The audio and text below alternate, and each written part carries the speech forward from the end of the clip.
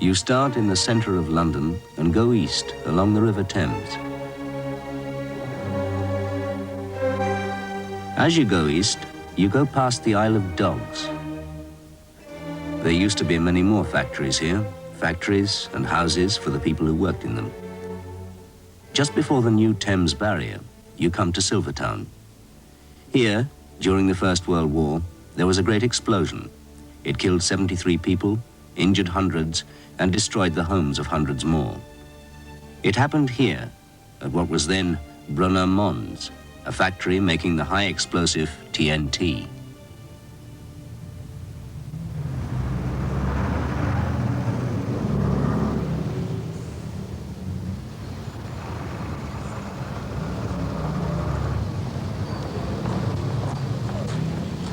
Oh, Jane! Jane! What? Will you come on? All right.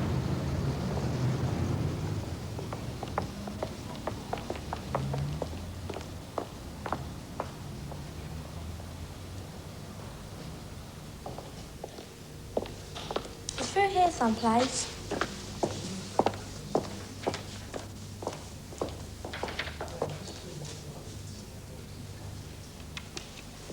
Excuse me, we've been sent to do a project. What about? About the Silvertown disaster. Oh, yes. Mena and Jane from Oldfield School. Your teacher rang. What do you know about it already? Well, it was a big explosion during the First World War. And it happened not far from here, down near the river. It was a factory, and they was making gunpowder. Not gunpowder, TNT. Yeah, TNT, and it all blew up. And loads of people were killed. Newspapers of the day are probably the best place to start. These are photocopies. We've got files full of photographs. And these boxes are full of council minutes, letters and papers. And there's a lot more when you finish with these. Just call me. There's a lot, isn't there? How long have you got? Oh, we've got to leave by 2:30. Oh, well, you can always come back next week. Why did you tell me to be back by 2:30? You know we don't have to be back till the end of school. We won't have to rush then, will we? Let's get on with it then.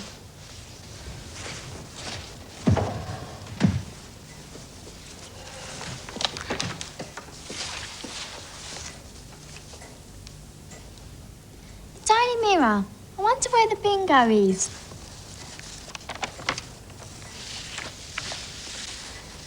The news of the world. The great explosion, munition factory and many other works destroyed. Heavy death roll, thrilling story of the disaster. 7 o'clock on Friday evening, a pitch-black night. Londoners hurrying home from business, no one with a thought of disaster, when, suddenly, a great light appears in the sky. A sudden hush falls on all the hurrying thousands. In the munitions factory, the evening shift had commenced their duties. Without warning, a fire broke out.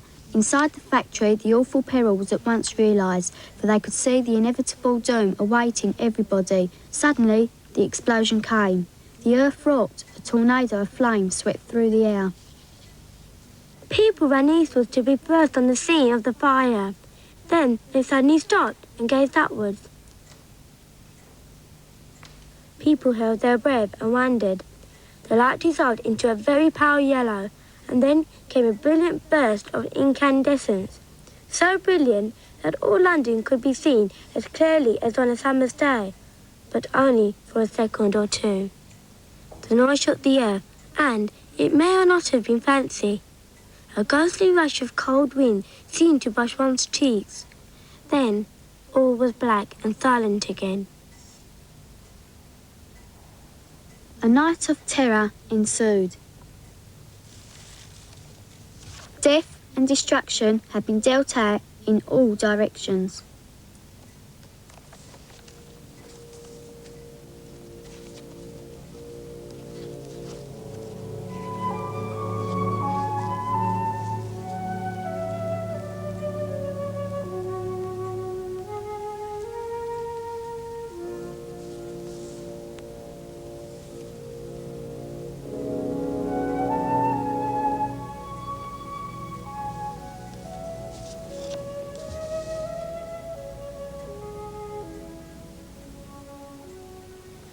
I didn't even know how many people were killed at first. Look at these photographs, showing all the wrecked houses. These weren't even in the papers. The newspapers show pictures of those who escaped and odd photos of some of the people who died. But they don't show the wreckage, even though they write about it. I wonder why. Perhaps they thought people would be depressed. There was a war on, you know. Yeah, there was a war on. Daily Mirror. Roofs were stripped off like cardboard. Cottages collapsed like packs of cards. Walls gave way or bulged. Ceilings fell. Windows shattered and house fronts were torn out. News of the world. Among the piles of bricks and slates lie broken furniture, ornaments, and many cherished odds and ends. And on the few walls which stand hang broken pictures, mirrors, and the like. Many bodies have been removed from these houses, and it is considered certain that when an exhaustive search has been made under the wreckage, others will be found. Scenes of the utmost terror occurred in the neighborhood. Masses of burning liquid, timber, red-hot iron, immense steel girders were hurled into the air in all directions. These fell upon the surrounding buildings with disastrous results. So large was the number of casualties, a number of schools were thrown open for first aid treatment. Many children who, in the confusion of the first few minutes after the explosion, were picked up by policemen and firemen and hurried out of harm's way were accommodated. And here anxious parents were directed to call for their missing children. Many found them, others did not. Two little sufferers comforting their hurts in a practical manner with hot broth.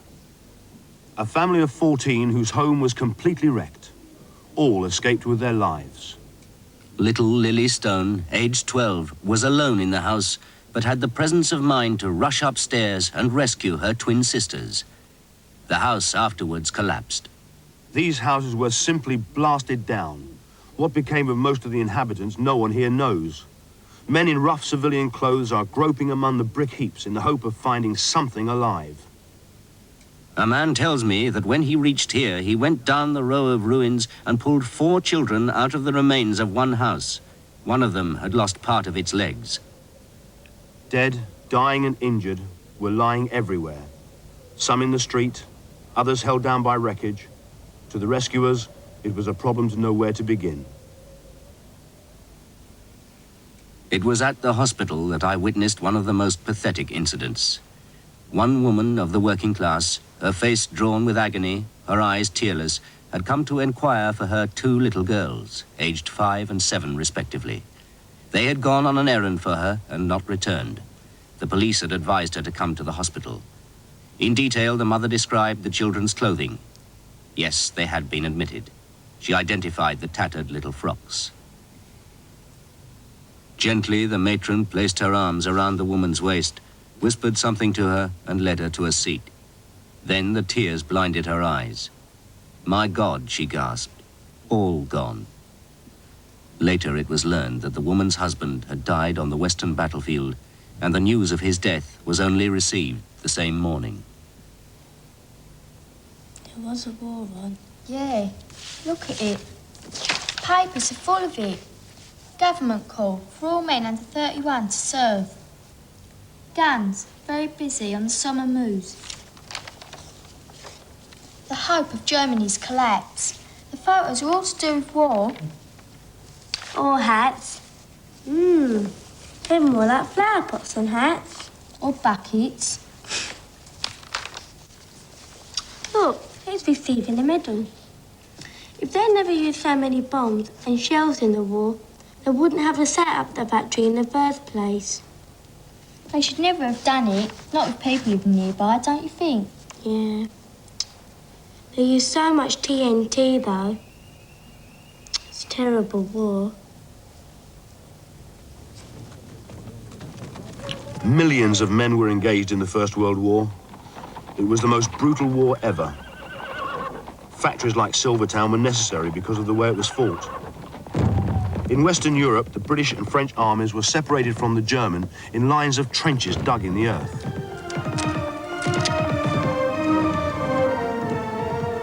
Every time the soldiers were ordered to attack, they were stopped by the barbed wire, the mud, and the machine guns of the other side. On one day, at the Battle of the Somme, 57,000 British soldiers were killed or wounded. The weapon that killed most devastatingly was artillery.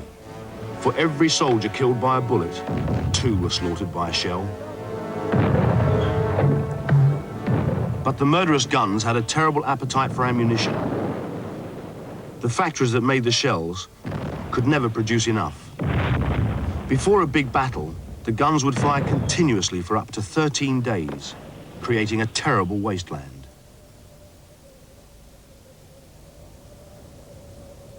And the newspapers.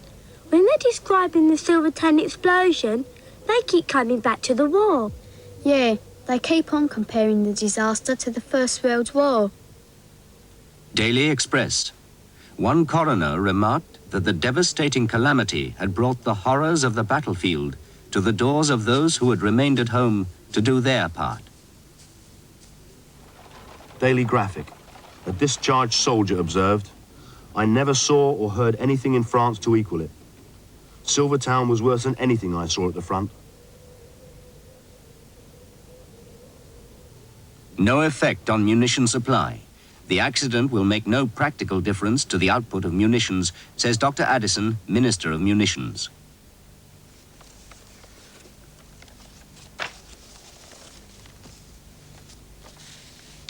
Searching investigation into Great Explosion. New call to women. 34,000 more wanted each month for munition factories. Women had taken over the essential role of making bullets, shells, and the guns that fired them. There was a scarcity of men. Thousands had been killed in the war. Millions had been conscripted to fight. Women had more dexterity than men in filling shells, making percussion caps and fuses, and mixing explosive chemicals. Every job had its risks, and safety was always a problem. Shells designed to kill an enemy needed very careful handling if they were not to wound or kill their makers.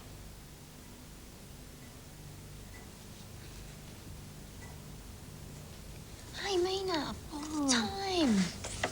Oh no, we're going to be really late.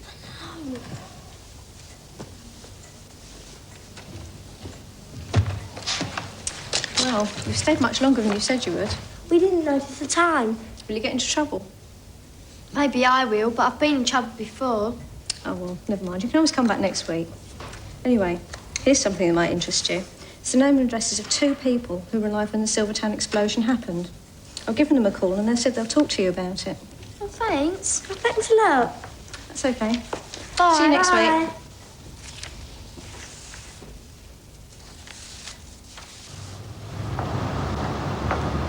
Do you think we should go and see him? Why not? My big sister owes me a favour and she could take us there. I'd like to know what it was really like. You've never volunteered to do extra work before. Let's go on Saturday then. All right, come on. We're already late as it is. In part 2, Mena and Jane will continue their work on the Silvertown disaster and speak to some of the survivors.